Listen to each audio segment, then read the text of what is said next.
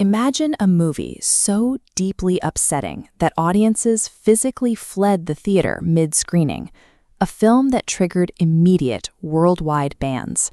And just days before it even premiered, its director was brutally murdered. The film was the 1975 release Salò, or The 120 Days of Sodom. It was directed by the highly acclaimed Italian filmmaker Pier Paolo Pasolini. Pasolini was a respected visionary, and he designed this project from the ground up to be a serious, symbolic masterpiece of high art. Yet authorities treated the final product like a radioactive hazard. We have to ask exactly what was buried inside this specific footage that forced such a panicked, unified crackdown from international censors.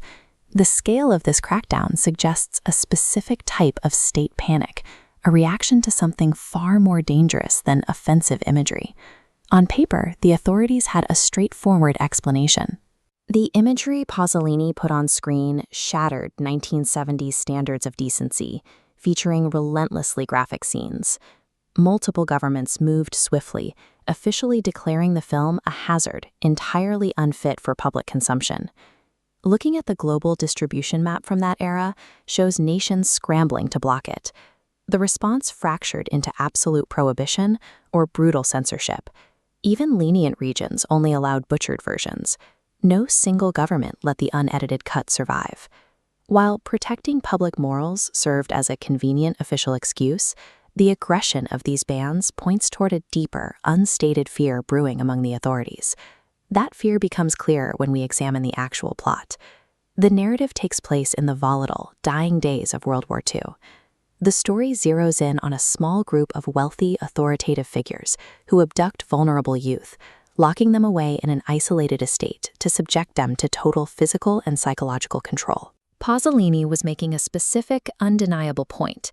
The entire film acts as a brutal, symbolic attack on the extreme political ideologies of fascism that had recently torn the continent apart.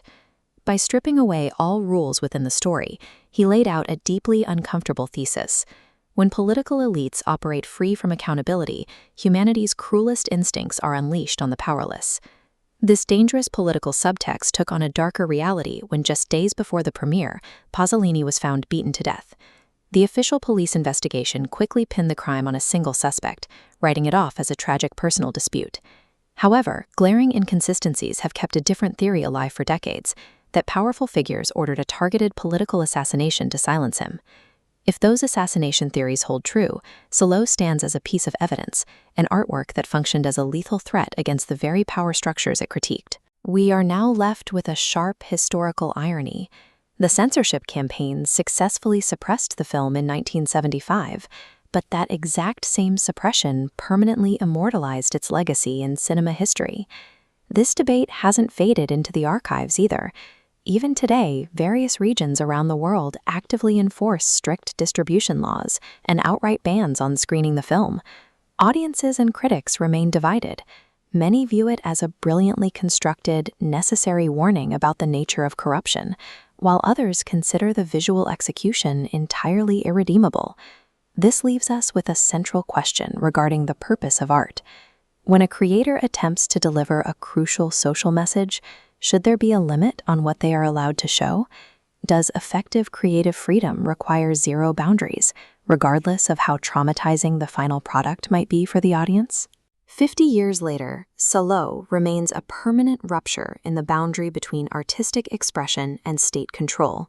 Leave your verdict in the comments below.